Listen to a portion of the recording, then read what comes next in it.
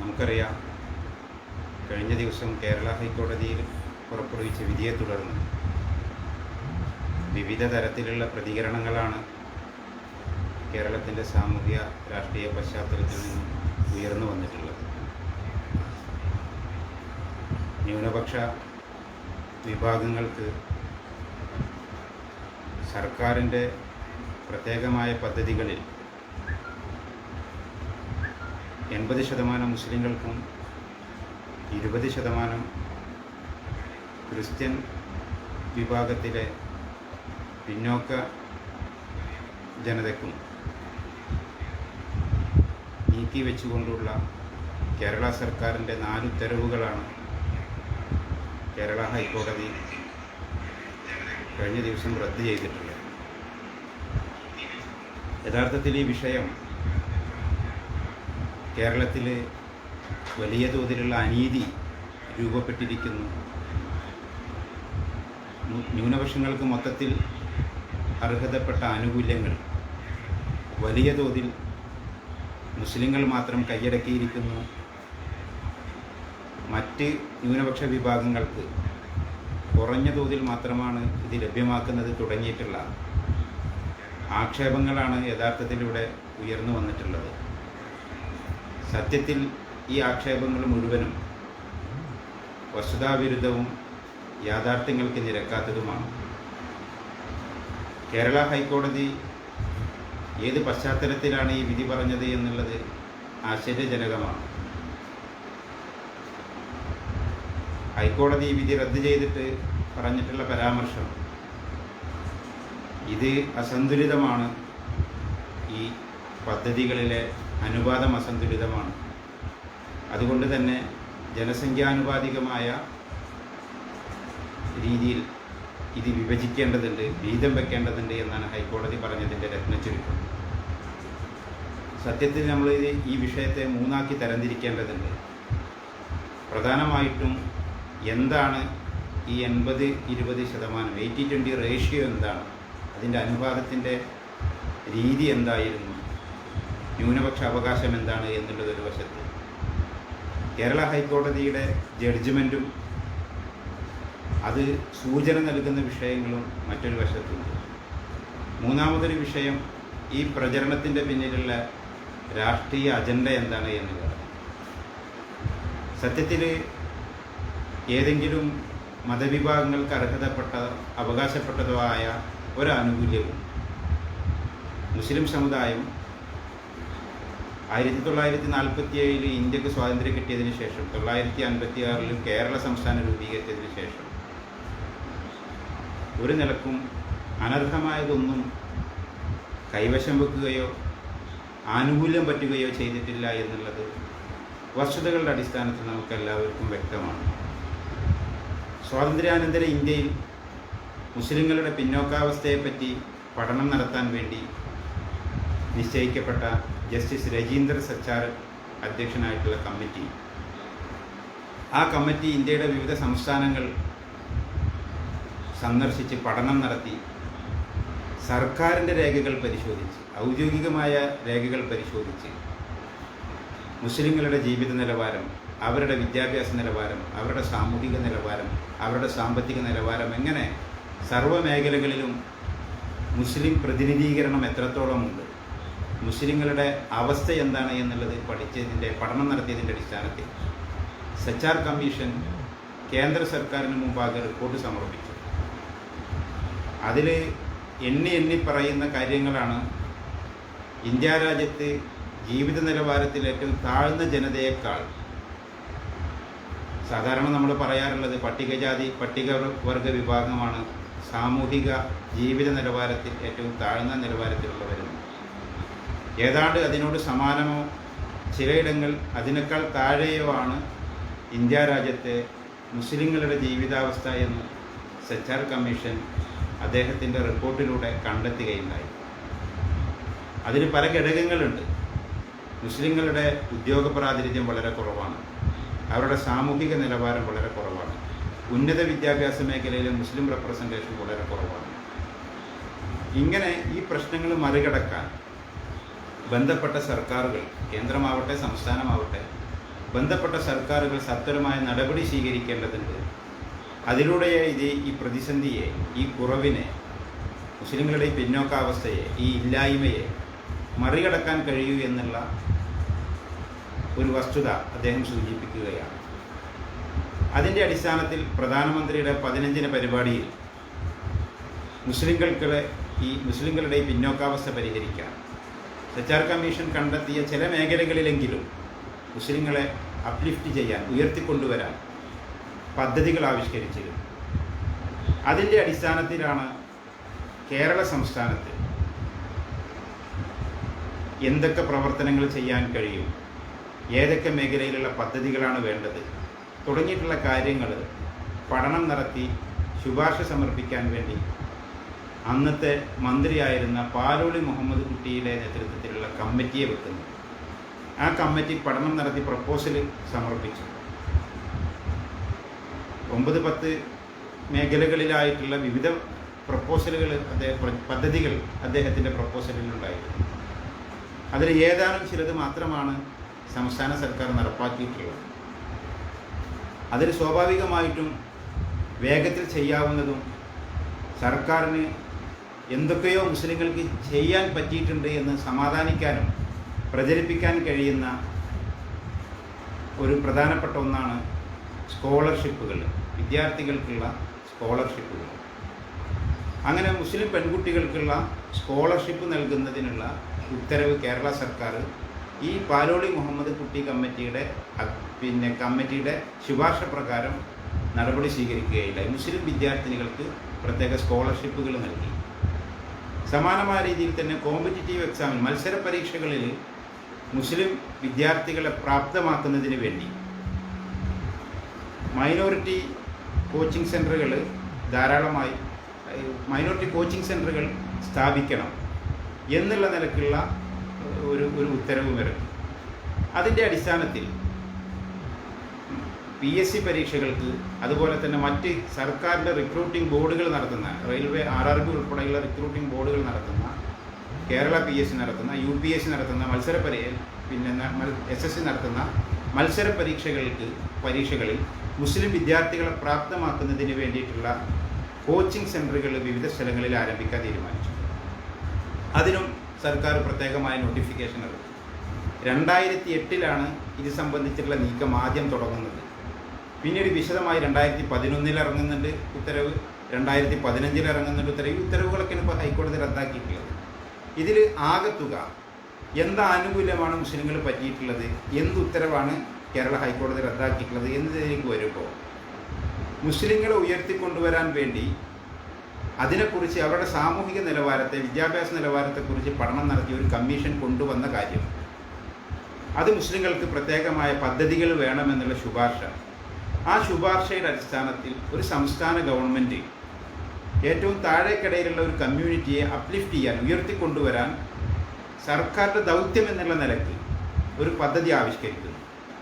ആ പദ്ധതി 100% മുസ്ലിങ്ങൾക്ക് വേണ്ടി മാത്രമുള്ളതായിരിക്കേണ്ടിയിരുന്നു. കാരണം മുസ്ലിങ്ങളെ കുറിച്ചാണ് പഠനം നടത്തിയത്, അവരുടെ ഉയർച്ചയാണ് ലക്ഷ്യം വെക്കേണ്ടത് എന്നുള്ളതാണ് ഈ ശുപാർശ. പക്ഷേ എന്ത് ചെയ്തു? ആദ്യത്തിൽ മുസ്ലിം പെൺകുട്ടികൾക്കുള്ള സ്കോളർഷിപ്പായിരുന്നു. അതുപോലെ തന്നെ മുസ്ലിം യുവാക്കൾക്ക് വേണ്ടിയിട്ടുള്ള കോച്ചിങ് സെൻ്ററുകളാണ്. ഇതിൻ്റെ പേര് തന്നെ എങ്ങനെയായിരുന്നു? Coaching centre for Muslim youths എന്നായിരുന്നു അതിൻ്റെ പേര്. പക്ഷേ അങ്ങനെ മുസ്ലിം പേര് വരുമ്പോൾ സാധാരണഗതിയിൽ നമ്മുടെ ഒരു പൊതുബോധത്തിനൊരു പ്രശ്നമുണ്ട്. എവിടെയെങ്കിലും മുസ്ലിം എന്ന് കേൾക്കുമ്പോൾ അത് മതേതരത്വത്തിന് ഭംഗം സംഭവിക്കും. അതെന്തോ നമ്മുടെ പൊതുബോധത്തിന് അസ്പൃശ്യമായ ഒന്നാണ് മുസ്ലിം എന്നുള്ള പേര്. അതുകൊണ്ട് തന്നെ ഈ കപട മതേതര ബോധമുള്ള ചില കുബുദ്ധികൾ അവരതിലിടപെടുകയാണ്. അവരിടപെട്ടിട്ട് പറയുകയാണ്, അങ്ങനെ മുസ്ലിങ്ങൾക്ക് ഇത് അങ്ങനെ പറ്റില്ല, മുസ്ലിം പേര് നിന്ന് ഒഴിവാക്കണം. അങ്ങനെ coaching centre for minority youths എന്നാക്കി. ന്യൂനപക്ഷങ്ങൾക്ക് മൊത്തത്തിൽ വേണ്ട ഒരു ന്യൂനപക്ഷ വിഭാഗത്തിൽപ്പെട്ട യുവാക്കൾക്ക് വേണ്ടിയിട്ടുള്ള കോച്ചിങ് സെൻറ്റർ എന്നുള്ള തലത്തിലേക്ക് അതിൻ്റെ പേര് തന്നെ മാറ്റി. മുസ്ലിം പെൺകുട്ടികൾക്ക് സവിശേഷമായി, പ്രത്യേകമായി അവരുടെ ഉയർന്ന വിദ്യാഭ്യാസത്തിനൊക്കെ അവരെ പ്രൊമോട്ട് ചെയ്യാൻ വേണ്ടി കൊണ്ടുവന്ന സ്കോളർഷിപ്പുകൾക്ക് Mother Teresa scholarship, Joseph Mundassery scholarship തുടങ്ങിയിട്ടുള്ള പേരുകൾ നൽകി സ്കോളർഷിപ്പുകൾ. ഒരു മുസ്ലിം പേര് നൽകുന്നതിലൂടെ എന്തോ നമ്മുടെ മതേതരത്വത്തിന് എന്തോ സംഭവിക്കുമെന്നുള്ള ആശങ്കയിൽ നിന്നാണ് യഥാർത്ഥത്തിൽ ഈ മാറ്റം സംഭവിക്കുന്നത്. ചുരുക്കം പറയുകയാണെങ്കിൽ അതിൻ്റെ അടിസ്ഥാനത്തിലാണ് 2011 കേരള സർക്കാർ ഉത്തരവ് റിവൈസ് ചെയ്യുന്നത്, പുതിയ ഉത്തരവ് കൊണ്ടുവരുന്നത്. അതിലൂടെ പറയുന്നത് മുസ്ലിങ്ങൾക്ക് മാത്രം അവകാശപ്പെട്ടിരുന്ന, അർഹതപ്പെട്ടിരുന്ന, അവർക്ക് വേണ്ടി മാത്രം തയ്യാറാക്കിയിരുന്ന ഈ പദ്ധതി ലത്തീൻ കത്തോലിക്കരും പരിവർത്തിത ക്രൈസ്തവരും ഉൾപ്പെടെയുള്ള ക്രൈസ്തവ വിഭാഗത്തിലെ പിന്നോക്ക വിഭാഗങ്ങൾക്ക് ഈ ആനുകൂല്യത്തിൽ 20% മാറ്റിവെക്കുകയാണ് ചെയ്യുന്നത്. അല്ലെങ്കിൽ അഡീഷണലായിട്ട് 20% വേണ്ടി നീക്കി വെക്കുകയാണ് ചെയ്യുന്നത്. ഇതിലൂടെ സംഭവിക്കുന്നത് ഈ മുസ്ലിം പദ്ധതി, മുസ്ലിങ്ങളെ ഉയർത്തിക്കൊണ്ടുവരാനുള്ള ഈ പദ്ധതിയെ മൊത്തത്തിൽ ന്യൂനപക്ഷ വിഭാഗങ്ങളെ ഉയർത്തിക്കൊണ്ടുവരാനുള്ള ഒരു പദ്ധതി എന്നുള്ള പരിവേഷം ഇതിന് വരികയാണ്. വളരെ ആസൂത്രിതമായി, ഞാനതൊരു ക്ലറിക്കൽ മിസ്റ്റേക്കോ അല്ലെങ്കിൽ ഒരു സർക്കാർ തീരുമാനമോ അതല്ലെങ്കിൽ ഒരു കോംപ്രമൈസ് തീരുമാനമോ എന്നല്ല ഞാനിതിനെ വിശേഷിപ്പിക്കുന്നത്. പകരം ഈ പദ്ധതിയെ അട്ടിമറിക്കാനുള്ള ആസൂത്രിതമായ അജണ്ട ന്യൂനപക്ഷങ്ങൾക്ക് വേണ്ടിയിട്ടുള്ള മൊത്തം അവകാശത്തിൻ്റെ ഭാഗമാക്കി മാറ്റി അതിൽ ഒരു മുസ്ലിങ്ങൾക്ക് 80%വും മറ്റ് ക്രൈസ്തവ വിഭാഗത്തിൽ ഒരു വിഭാഗത്തിൽ 20% ആക്കുന്നതിലൂടെ ആളുകൾ കൺഫ്യൂഷനാവും. അതാണ് ഇപ്പോൾ സംഭവിച്ചിട്ടുള്ളത്. ഇപ്പോൾ സംഭവിച്ചിട്ടുള്ളതെന്ന് വെച്ചാൽ ഇതിനെ ചോദ്യം ചെയ്തുകൊണ്ട് ന്യൂനപക്ഷങ്ങൾക്ക് ലഭ്യമാകേണ്ട അവകാശങ്ങൾ വളരെ അസന്തുലിതമായാണ് വിഹിതം വെപ്പ് നടന്നിട്ടുള്ളത്. 80% മുസ്ലിങ്ങൾക്കും 20% ക്രിസ്ത്യാനികൾക്കും മറ്റ് മതന്യൂനപക്ഷങ്ങൾക്കും എന്നാണ് പറയുന്നത്. സത്യത്തിൽ ഈ ഉത്തരവ് വളരെ ക്ലിയറായിട്ട് പറയുന്നുണ്ട്. ലത്തീൻ കത്തോലിക്കരും പരിവർത്തിത ക്രൈസ്തവരും ഉൾപ്പെടെയുള്ള ക്രിസ്ത്യൻ വിഭാഗത്തിലെ പിന്നോക്ക ജനതയ്ക്ക് വേണ്ടി മാത്രമാണ് ഈ 20% നീക്കി വെച്ചിട്ടുള്ളത്. മറ്റെല്ലാ മൈനോറിറ്റി വിഭാഗങ്ങൾക്കും വേണ്ടിയിട്ടല്ല. കാരണം ഈ പദ്ധതി അതിന് വേണ്ടിയിട്ടുള്ളതായിരുന്നില്ല. ഇതാണ് ഹൈക്കോടതിയിൽ വരികയും ഹൈക്കോടതി എന്തിൻ്റെ അടിസ്ഥാനത്തിലാണ് ഹൈക്കോടതി വിചിത്രമായി വിധി പ്രസ്താവന നടത്തിയിട്ടുള്ളത് എന്ന് എനിക്കറിയില്ല. ഹൈക്കോടതി പറഞ്ഞിട്ടുള്ള പരാമർശം ഇത് അസന്തുലിതമാണെന്നാണ്. ഒരു വിഷയം കോടതിയുടെ മുമ്പാകെ വരുമ്പോൾ കോടതി ആദ്യത്തെ കേസായിട്ടുള്ളത് പരിഗണിക്കുന്നത്, ധാരാളം കേസുകൾ കൈകാര്യം ചെയ്യുന്ന കേരള ഹൈക്കോടതി ഒരു കേസ് മുന്നിൽ വരുമ്പോൾ അതിൻ്റെ പശ്ചാത്തലം പഠിക്കേണ്ടതില്ല, വിശകലനം നടത്തേണ്ടതില്ല. ജന്മഭൂമിയിൽ പ്രസിദ്ധീകരിക്കുന്ന മുസ്ലിം വിരുദ്ധ പരമ്പരകൾ ആണോ കോടതികൾ റെഫറൻസായി സ്വീകരിക്കുന്നതെന്ന് നമുക്ക് സംശയം തോന്നുന്ന വിധമാണ്. അതല്ലെങ്കിൽ തീവ്ര ക്രിസ്ത്യൻ ഗ്രൂപ്പുകൾ, മുസ്ലിം വിരുദ്ധത പ്രചരിപ്പിച്ചുകൊണ്ടിരിക്കുന്ന ചില തീവ്ര ക്രിസ്ത്യൻ ഗ്രൂപ്പുകൾ, അവരിറക്കിവിടുന്ന അവരുടെ സർക്കുലറുകളും അവരുടെ പ്രചരണങ്ങളുമാണോ കോടതി ഈ വിഷയത്തിൽ മാനദണ്ഡമായി സ്വീകരിച്ചത് എന്ന് നമുക്ക് തോന്നുന്ന വിധം ആണ് കോടതി ഇതിൽ വിധി പറഞ്ഞിട്ടുള്ളത്. അതിൽ ഞാൻ വളരെ ഖേദകരമായ, ദൗർഭാഗ്യകരമായ, വിചിത്രമായ വിധി എന്നതിനെ പറയാൻ കാരണം ഈ റേഷ്യോ വെക്കാൻ, ഈ ആനുകൂല്യം മുസ്ലിങ്ങൾക്ക് മാത്രമാക്കാൻ ഒരു സാമൂഹിക പശ്ചാത്തലമുണ്ട്. അത് കോടതി പറയുന്നത് അതൊക്കെ റദ്ദ് ചെയ്തിട്ട് ജനസംഖ്യാനുപാതികമായി ഇത് നടപ്പിലാക്കണമെന്നാണ്. കോടതി സ്വന്തം ബെഞ്ചിലേക്കൊന്ന് തിരിഞ്ഞു നോക്കിയാൽ ജനസംഖ്യാനുപാതത്തിൻ്റെ പ്രാതിനിധ്യം കോടതിക്ക് തന്നെ, കേരള ഹൈക്കോടതിക്ക് തന്നെ ബോധ്യമാകും. ജനസംഖ്യാനുപാതികമായ പ്രാതിനിധ്യമാണ് വേണ്ടതെങ്കിൽ, വീതം വെപ്പാണ് ഉണ്ടാവേണ്ടതെങ്കിൽ അതിന് കേരളത്തിലുള്ള പിന്നോക്ക ജനവിഭാഗങ്ങൾ, മുസ്ലിങ്ങൾ ഉൾപ്പെടെയുള്ള പിന്നോക്ക ജനവിഭാഗങ്ങൾ അതിനെ സ്വാഗതം ചെയ്യുകയാണ്. കാരണം കേരള ഹൈക്കോടതിയിൽ 37 ജഡ്ജിമാരുണ്ട്. ജനസംഖ്യാനുപാതികമായ പ്രാതിനിധ്യം വെച്ച് വീതം വെക്കുകയാണെങ്കിൽ കേരളത്തിലെ 27% വരുന്ന മുസ്ലിങ്ങൾക്ക് കേരള ഹൈക്കോടതിയിലെ ജഡ്ജിമാരുടെ പ്രാതിനിധ്യം 10 വേണം. നിലവിലെത്രയാ? അതിൻ്റെ 1/3 പോലുമില്ല. 3 മുസ്ലിം ജഡ്ജിമാരാണ് ഇപ്പോൾ കേരള ഹൈക്കോടതിയിലുള്ളത്. പെർമനന്റ് ജഡ്ജിമാരും അഡീഷണൽ ജഡ്ജിമാരും ഉൾപ്പെടെ. കേരള ഹൈക്കോടതി സ്വന്തം ബെഞ്ചിലേക്കൊന്ന് നോക്കണം, എന്നിട്ട് പറയണം ജനസംഖ്യാനുപാതികമായ പ്രാതിനിധ്യമാണ്, വീതം വെപ്പാണ്, ആനുകൂല്യ വിതരണമാണ് വേണ്ടത് എന്ന് കോടതി വിധി പറയണം. അതിലൊന്നൊരു നടപടിയുമില്ല. ഈ കോടതികൾക്ക് മുമ്പാകെ സർക്കാരിൻ്റെ ആനുകൂല്യം സംബന്ധിച്ച്, സംവരണം സംബന്ധിച്ച്, പ്രാതിനിധ്യം സംബന്ധിച്ച് എത്രയോ നിയമവ്യവഹാരങ്ങൾ ഉണ്ടായിട്ടില്ലേ? കേരള ഹൈക്കോടതിയിൽ സമീപകാലത്ത് ഈ എക്കണോമിക് വീക്കർ സെഷന് വേണ്ടിയിട്ട് സാമ്പത്തികമായി പിന്നോക്കം നിൽക്കുന്നവർ എന്ന വ്യാജേനെ സവർണ സംവരണം നടപ്പിലാക്കിയപ്പോൾ അതിനെതിരെ കേരള ഹൈക്കോടതിയിൽ ഹർജി പോയിട്ടില്ലേ? അന്ന് കോടതിക്ക് ഈ ആനുപാതിക പ്രാതിനിധ്യം ബോധ്യം വന്നിട്ടില്ല. ഏതോ ഒരു കമ്മ്യൂണിറ്റിയെ, പ്രത്യേകമായൊരു കമ്മ്യൂണിറ്റി, മുസ്ലിം കമ്മ്യൂണിറ്റിയെ ഉയർത്തിക്കൊണ്ടുവരാൻ വേണ്ടിയിട്ടൊരു പദ്ധതി തയ്യാറാക്കുമ്പോൾ ആ പദ്ധതി എല്ലാവർക്കും വിഹിതം വെക്കണം എന്ന് പറഞ്ഞിട്ട് ജനസംഖ്യാനുപാതിക വീതം വെപ്പ് അവിടെ നടക്കണം എന്ന് കോടതി പറയുമ്പോൾ അതങ്ങനെ വളരെ കൂളായി, അതല്ലെങ്കിൽ വളരെ നിഷ്കളങ്കമായി അതിനെ സ്വീകരിക്കാൻ നമുക്ക് കഴിയുകയില്ല. നമ്മുടെ ജനാധിപത്യ ബോധം, നമ്മുടെ സാമൂഹ്യ ബോധം അതിന് ഉൾക്കൊള്ളാൻ കഴിയുന്നതല്ല. എല്ലാ ജനവിഭാഗങ്ങളും ഒരുപോലെ ഉയർന്നു വരുമ്പോഴാണ് രാഷ്ട്രം, നമ്മുടെ രാജ്യം അത് സമൃദ്ധമായി, നിഷ്പക്ഷമായി, വിവേചനരഹിതമായി അതിന് സമ്പൂർണ്ണ വളർച്ച പ്രാപിക്കാൻ കഴിയും. ഏതെങ്കിലും ഒരു വിഭാഗം വീക്കാവുമ്പോൾ നമ്മുടെ രാജ്യത്തിൻ്റെ ഒരു വശം അത് വീക്കാവുകയാണ്. എല്ലാ വിഭാഗങ്ങളും ഒരുപോലെ വളരുമ്പോഴാണ്, എല്ലാ വിഭവങ്ങളും ഒരുപോലെ വീതം വെക്കുമ്പോഴാണ് നമ്മുടെ രാജ്യം സമ്പൂർണ്ണമായ വളർച്ച പ്രാപിക്കുക. അതാണ് ഇവിടെ തകരുന്നത്. അത് സ്വാതന്ത്ര്യാനന്തര ഇന്ത്യയിൽ ധാരാളം അന്വേഷണങ്ങൾ വന്ന് ധാരാളം പഠനങ്ങൾ നടന്ന അവസാനമാണ് സച്ചാർ കമ്മീഷനിലെത്തുന്നത്. സച്ചാർ കമ്മീഷനാണ് ഇത് ഉയർത്തിക്കൊണ്ടുവരാൻ, ഇന്നതാണ് മുസ്ലിങ്ങളുടെ അവസ്ഥ, ഉയർത്തിക്കൊണ്ടുവരാൻ ഇതിന് പദ്ധതി തയ്യാറാക്കുന്നത്. ആ പദ്ധതിയെയാണ് ആസൂത്രിതമായി അട്ടിമറിക്കാനുള്ള ശ്രമം ഇവർ നടത്തിയിട്ടുള്ളത്. അപ്പോൾ അതാണ് ഒരു വശം. ഈ ഹൈക്കോടതി വിധി ദുരുപദിഷ്ടമാണ് എന്ന് നമുക്ക് പറയേണ്ടി വരുന്നത് ഹൈക്കോടതി ഇതിൻ്റെ ബാക്ക്ഗ്രൗണ്ടുകളൊന്നും പരിശോധിക്കാതെ, അതിന് പരിശോധിച്ചിട്ടും ബോധ്യമായിട്ടും മറച്ചു വെച്ചിട്ടോ എന്തോ നമുക്കറിയില്ല, വളരെ ദുരുപദിഷ്ടമായിട്ടുള്ള ഒരു വിധി പ്രസ്താവമാണ് നടത്തിയിട്ടുള്ളത്.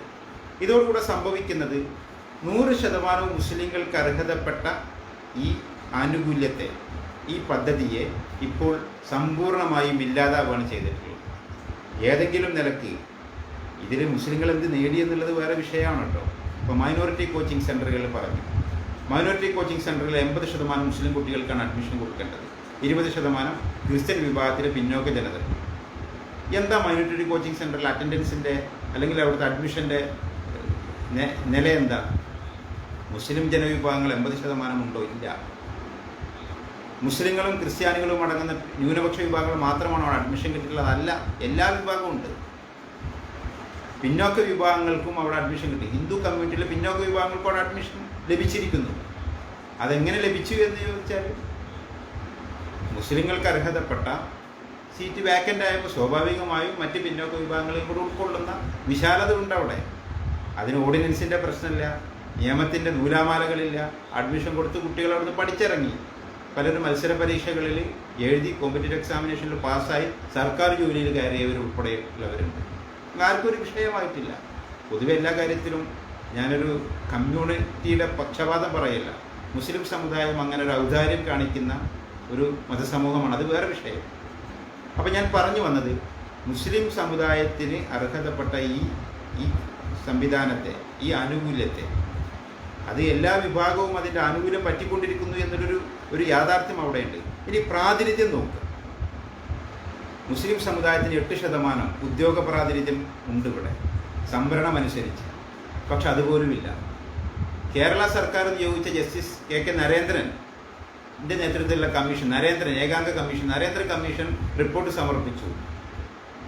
മുസ്ലിങ്ങൾക്ക് 8,000 തസ്തികകളിൽ മുസ്ലിങ്ങൾക്ക് സംവരണ നഷ്ടം വന്നിരിക്കുന്നു.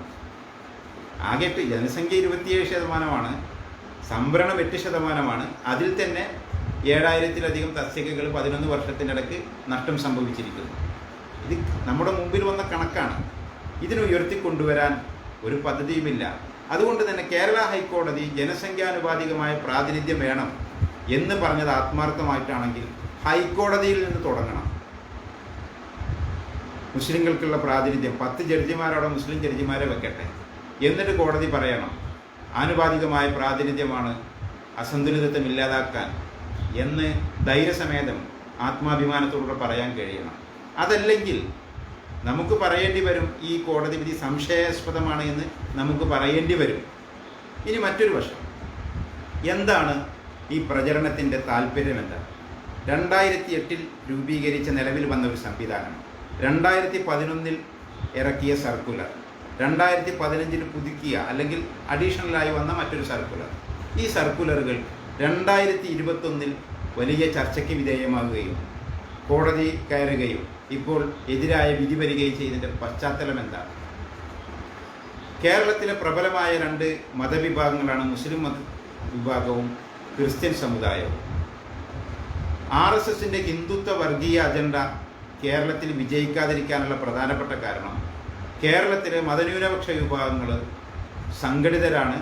അതുപോലെ തന്നെ ജനസംഖ്യാനുപാതികമായി കേരളത്തിൻ്റെ ജനസംഖ്യയുടെ പകുതിയോളം വരുന്നുണ്ട്. അതുകൊണ്ട് തന്നെ എത്ര ഹിന്ദുത്വ വർഗീയതയെ ഉൽപ്പാദിപ്പിച്ചാലും, എത്ര ഹിന്ദുത്വ വർഗീയ പ്രചരണം എത്ര ശക്തമായി പ്രചരിപ്പിച്ചാലും കേരളത്തിലെ രാഷ്ട്രീയ സാമൂഹ്യ അന്തരീക്ഷത്തിൽ രാഷ്ട്രീയപരമായ മേൽക്കോയ്മ, ജനാധിപത്യ സംവിധാനത്തിലൂടെ രാഷ്ട്രീയപരമായ മേൽക്കോയ്മ RSSന് ലഭിക്കുക പ്രയാസകരമാണ്. അതുകൊണ്ട് തന്നെ ഈ വോട്ടിൽ ഈ കമ്മ്യൂണിറ്റി പ്രൊപ്പോർഷണൽ സ്പ്ലിറ്റ് ഉണ്ടാവണം. അതിൻ്റെ അടിസ്ഥാനത്തിൽ ക്രിസ്ത്യൻ ജനവിഭാഗങ്ങൾക്കിടയിൽ ആസൂത്രിതമായി വിഭജനം സൃഷ്ടിക്കാൻ 2021 നടന്ന നിയമസഭാ തെരഞ്ഞെടുപ്പിൽ ക്രിസ്ത്യൻ സമുദായത്തിൻ്റെ ഇടയിൽ വർഗീയ വിഭജനം സൃഷ്ടിച്ചുകൊണ്ട്, മുസ്ലിം വിരുദ്ധ വർഗീയത ഉൽപ്പാദിപ്പിച്ചുകൊണ്ട് വോട്ട് വിഭജനം, വോട്ട് ഷെയർ BJP ലക്ഷ്യം വെച്ചിരുന്നു, RSS ലക്ഷ്യം വെച്ചിരുന്നു. അതിൻ്റെ ഫലമായിട്ടാണ് യഥാർത്ഥത്തിൽ ഈ ന്യൂനപക്ഷ അവകാശം, ലവ് ജിഹാദ് തുടങ്ങിയിട്ടുള്ള പ്രചരണങ്ങൾ കേരളത്തിൽ തെരഞ്ഞെടുപ്പിനോടനുബന്ധിച്ച് സജീവമായി ചർച്ച നടന്നിട്ടുള്ളത്. ഈ വിഷയം ഉന്നയിച്ചുകൊണ്ട് കേരളത്തിൽ നടത്തിയ BJPയുടെ യാത്രകൾ, ജാഥകൾ, പരിപാടികൾ ശ്രദ്ധിച്ചാൽ നിങ്ങൾക്ക് മനസ്സിലാക്കാൻ കഴിയും. നരേന്ദ്രമോദിയുടെ വികസന അജണ്ടകൾ BJP തെരഞ്ഞെടുപ്പ് ക്യാമ്പയിൻ നടത്തിയിട്ടുള്ളത്. നരേന്ദ്രമോദിയുടെ മറ്റെന്തെങ്കിലും കാര്യങ്ങൾ പറഞ്ഞിട്ടല്ല, അദ്ദേഹത്തിൻ്റെ PR വർക്ക് ഉയർത്തിയിട്ടല്ല, പകരം പക്കാ വർഗീയത പറഞ്ഞിട്ട് 80-20 അനുവാദം പറഞ്ഞ് ലവ് ജിഹാദ് പറഞ്ഞിട്ട് വർഗീയത പറഞ്ഞിട്ടാണ്. അപ്പോൾ മുസ്ലിം കമ്മ്യൂണിറ്റിയെക്കുറിച്ച് ക്രിസ്ത്യൻ മതവിഭാഗങ്ങൾക്കിടയിൽ മുസ്ലിങ്ങൾക്ക് അർഹതപ്പെട്ട ഈ ന്യൂനപക്ഷ അവകാശങ്ങളിൽ സത്യത്തിൽ പരിവർത്തിത ക്രൈസ്തവർക്കും ലത്തീൻ കത്തോലിക്കരും ഉൾപ്പെടുന്ന പിന്നോക്ക ക്രിസ്ത്യാനികൾക്ക് മാത്രമാണ് 20% അനുവദിച്ചിട്ടുള്ളൂ. മൊത്തം ന്യൂനപക്ഷങ്ങൾക്കോ മൊത്തം ക്രിസ്ത്യൻ കമ്മ്യൂണിറ്റിക്കോ അല്ല. ക്രിസ്ത്യൻ സമുദായത്തെ നിയന്ത്രിക്കുന്ന സവർണ ക്രിസ്ത്യാനികൾക്ക് ഈ 20% ഒരു റോളില്ല. പക്ഷേ ഈ 20% ഇപ്പോൾ കോടതി വിധി റദ്ദ് ചെയ്തതോടുകൂടെ പിന്നോക്ക ക്രിസ്ത്യാനികൾക്ക് ലഭിക്കേണ്ട ആനുകൂല്യം പോലും ഇല്ലാതാവാണ് ചെയ്തിട്ടുള്ളത്. ഈ കമ്മ്യൂണിറ്റി നിയന്ത്രിക്കുന്ന മുന്നോക്ക ക്രിസ്ത്യാനികൾക്ക് ഇതൊരു വിഷയമേ അല്ല, കാരണം അവരെ ബാധിക്കുന്ന വിഷയമേ അല്ല. എപ്പോഴും സവർണ തന്ത്രം എപ്പോഴും അങ്ങനെയാണ്. അത് RSS ഇന്ത്യയിൽ പയറ്റിയിട്ടുള്ള സംവരണ വിഷയത്തിൽ പയറ്റിയിട്ടുള്ള തന്ത്രങ്ങൾ അതാണ്. അതേ തന്ത്രം തന്നെയാണ് സവർണ ക്രിസ്ത്യാനികളെ ഉപയോഗിച്ചുകൊണ്ട് ഇപ്പോൾ ഈ വിഷയത്തിലും 80-20 റേഷ്യോ വിഷയത്തിലും ഉണ്ടായിട്ടുള്ളത്. അതുകൊണ്ട് തന്നെ നമുക്ക് പറയാൻ കഴിയുന്നത് ഈ പ്രചരണത്തെ വളരെ ആസൂത്രിതമായി മതവിഭാഗങ്ങൾക്കിടയിൽ വിഭജനം തീർക്കാൻ വേണ്ടി നടത്തിയിട്ടുള്ള ഈ പ്രചരണത്തെ നമ്മൾ തിരിച്ചറിയേണ്ടതുണ്ട്. ഇതിനെ നമ്മൾ ഒറ്റക്കെട്ടായി ചെറുത്ത് തോൽപ്പിച്ചിട്ടില്ലെങ്കിൽ ഇത് കേവലം ഒരു ഹൈക്കോടതി വിധിയിൽ ഒതുങ്ങി നിൽക്കുന്നതല്ല. മതവിഭാഗങ്ങൾക്കിടയിൽ വർഗീയ വിഭജനം തീർത്തുകൊണ്ട് മുസ്ലിങ്ങൾ എന്തൊക്കെയോ അടിച്ചു മാറ്റുന്നവരാണ് എന്നുള്ള ഫീലിംഗ് ഉണ്ടാക്കിക്കൊണ്ട് വലിയ പ്രചരണം നടത്തുന്നു. ഇതിനെ നമ്മൾ മറികടക്കാൻ ശ്രമിക്കുകയാണ് ചെയ്യാനുള്ളത്. എനിക്ക് തോന്നുന്നത് ഈ പ്രശ്നത്തിന് പരിഹാരം മുസ്ലിങ്ങൾക്ക് മാത്രമായി നിശ്ചയിച്ച ഈ പദ്ധതി മുസ്ലിങ്ങൾക്ക് മാത്രമാക്കി പരിമിതപ്പെടുത്തുക. അതിൽ കേരള സർക്കാർ കോശി അധ്യക്ഷനായ കമ്മീഷനെ വെച്ചിട്ടുണ്ട്. കേരള സർക്കാർ പഠനം വരട്ടെ. സർക്കാരിൻ്റെ ഉദ്യോഗങ്ങൾ, സാമൂഹിക വികസന മേഖലകളിൽ, അടിസ്ഥാന സൗകര്യങ്ങളിൽ ക്രിസ്ത്യൻ സമുദായത്തിൻ്റെ സാഹചര്യങ്ങളുടെയാണ്. വിദ്യാഭ്യാസ മേഖലയിൽ, ഉന്നത വിദ്യാഭ്യാസ മേഖലയിൽ ക്രിസ്ത്യൻ സമുദായത്തിൻ്റെ സാഹചര്യങ്ങളുടെയാണ്. പഠനം നടത്തട്ടെ, കുറവുണ്ടെങ്കിലേ നികത്തണം. അതിനാരും എതിര് നിൽക്കുന്നു, ആരും ഇതിനെതിരല്ലല്ലോ. പക്ഷെ പുകമറ സൃഷ്ടിക്കാൻ, ആനുകൂല്യങ്ങൾ അടിച്ച് മുസ്ലിം സമുദായത്തിൻ്റെ ഒരു പൊതുവായ പ്രശ്നം അതാണ്. അത് സമുദായത്തിൻ്റെ പ്രശ്നമല്ല, സമുദായത്തെ ബോധപൂർവ്വം പറ്റിച്ചുകൊണ്ടിരിക്കുന്നു. ഇപ്പോൾ തന്നെ മുസ്ലിങ്ങൾക്ക് വലിയ ആനുകൂല്യം ലഭിച്ചുകൊണ്ടിരിക്കുന്നു എന്നുള്ള പ്രചരണം ഗംഭീരമാണ്. ന്യൂനപക്ഷ വകുപ്പ് ഏറ്റെടുത്ത മന്ത്രിമാരത് ചെയ്തുകൊണ്ടിരിക്കുന്നു. മുസ്ലിം വോട്ട് കിട്ടാൻ അത് മതി, ഞങ്ങൾ മുസ്ലിം കുട്ടികൾക്ക് 1000 രൂപ സ്കോളർഷിപ്പ്, 1500 രൂപ പണിയെടുക്കണം ഈ 1000 രൂപ സ്കോളർഷിപ്പ് കിട്ടണമെങ്കിൽ. 100 രൂപയുടെ സ്റ്റാമ്പ് പേപ്പർ തെണ്ടിത്തിരിഞ്ഞിട്ട് മുസ്ലിം പെൺകുട്ടികളുടെ രക്ഷിതാക്കൾ എത്ര തവണ അങ്ങാടി ചുറ്റിയിട്ടുണ്ട്. 1000 രൂപയുടെ സ്കോളർഷിപ്പിന് 1500 രൂപയുടെ പണിയെടുക്കണം, അധ്വാനം നടത്തണം. ആ അധ്വാനം നടത്തിയാൽ അത് കിട്ടുള്ളൂ. പക്ഷേ സർക്കാർ ആഘോഷിക്കുന്നത് എന്തോ വലിയ തോതിൽ മുസ്ലിങ്ങൾക്ക് എന്തോ ആനുകൂല്യം ലഭിക്കുന്നു. ഇത് ആഘോഷിക്കുകയാണ്. ഹജ്ജിന് സബ്സിഡി നൽകുന്നു, എയർ ഇന്ത്യക്ക് റേറ്റ് കൂട്ടും, ടിക്കറ്റ് ഫെയർ കൂട്ടും, എന്നിട്ട് സർക്കാർ ഖജനാവ് വീർപ്പിക്കും. ആ ഖജനാവ് വീർപ്പിച്ചതിൽ നിന്ന് ഒരു നിശ്ചിത ശതമാനം സബ്സിഡി ആയിട്ട് നൽകും. അതോടുകൂടെ നമ്മുടെ നാട്ടിലെ വിഷജീവികൾ വലിയ തോതിലുള്ള പ്രചരണം നടത്തും. മുസ്ലിങ്ങൾക്കിതാ സർക്കാർ ഖജനാവിൽ നിന്ന് വാരിക്കോരി കൊടുക്കുന്നു. അതാണ് ഇപ്പോൾ സംഭവിക്കുന്നത്. ന്യൂനപക്ഷങ്ങൾക്ക് പ്രത്യേക പദ്ധതി തയ്യാറാക്കുന്നു എന്ന് പറഞ്ഞിട്ട് 5-10 കോടി രൂപയുടെ പദ്ധതികൾ നൽകും. എന്നിട്ടത് ആഘോഷിക്കും. അതോടുകൂടെ മുസ്ലിം സമുദായം മൊത്തം അടിച്ചു മാറ്റുകയാണ്. ഇപ്പോൾ ഞാൻ പറയുന്നത്, ഇപ്പോൾ കേരള സർക്കാർ CAA വിഷയത്തിൽ ഞങ്ങളിവിടെ നടപ്പിലാക്കൂല എന്ന് പറഞ്ഞിട്ട് മുമ്പും പ്രമേയം പാസ്സാക്കി. 500 ചില്ലാനം കേസുകളാണ് CAA വിരുദ്ധ പ്രക്ഷോഭത്തിൽ പങ്കെടുത്തവർക്കെതിരെ കേരള സർക്കാർ രജിസ്റ്റർ ചെയ്തിട്ടുള്ളത്. ഒരു പ്രസ്താവന കൊണ്ട് ഈ സമുദായത്തിന് RSS പ്രചരിപ്പിക്കുകയാണ്. മുസ്ലിങ്ങളുടെ ഒരു പ്രശ്നം കണ്ടില്ലേ, നിയമസഭ പ്രമേയം പാസ്സാക്കി, ഒറ്റക്കെട്ടാണ്, ഹിന്ദുക്കൾക്ക് ഇവിടെ ആരുമില്ല, എല്ലാം മുസ്ലിങ്ങൾ അടിച്ചു മാറ്റുന്നു. ഈ ആഘോഷം മാത്രമേ ഉള്ളൂ. മുസ്ലിങ്ങൾക്കൊന്നും ലഭിക്കുന്നില്ല. പകരം മുസ്ലിങ്ങളെ വേട്ടയാടാനുള്ള കളമൊരുക്കിയിട്ടുണ്ട് സർക്കാരുകൾ. അപ്പോൾ ഞാൻ പറഞ്ഞു വരുന്നത് ഇതാണ്, മുസ്ലിങ്ങളെക്കുറിച്ച് വലിയ തോതിലുള്ള കുപ്രചരണം നടത്തുന്നു. ഇസ്ലാമോഫോബിക് ആയിട്ടുള്ള ഒരു സാമൂഹിക പരിസരത്തിൽ അതിനെ പരമാവധി കത്തിച്ച് നിർത്തുന്നു. അതിന് മതേതര കക്ഷികൾ വളം വെച്ച് കൊടുക്കുന്നു. സർക്കാർ മിണ്ടിയിട്ടില്ല. സർക്കാരാണ് ഇതിൽ വ്യക്തമാക്കേണ്ടത് എന്താണ് മുസ്ലിങ്ങൾ അനർഹമായി നേടിയത് എന്താണ്. അത് വ്യക്തമാക്കാതെ അത് കൃത്യമായി കോടതിയിൽ പോലും അവതരിപ്പിക്കാൻ സർക്കാരിന് കഴിഞ്ഞിട്ടില്ല. അതുകൊണ്ട് തന്നെ നമുക്ക് പറയാനുള്ളത്, ഈ വസ്തുതകളെ യാഥാർത്ഥ്യബോധത്തോടുകൂടെ സമീപിക്കാൻ പൊതുസമൂഹത്തിന് കഴിയേണ്ടതുണ്ട്.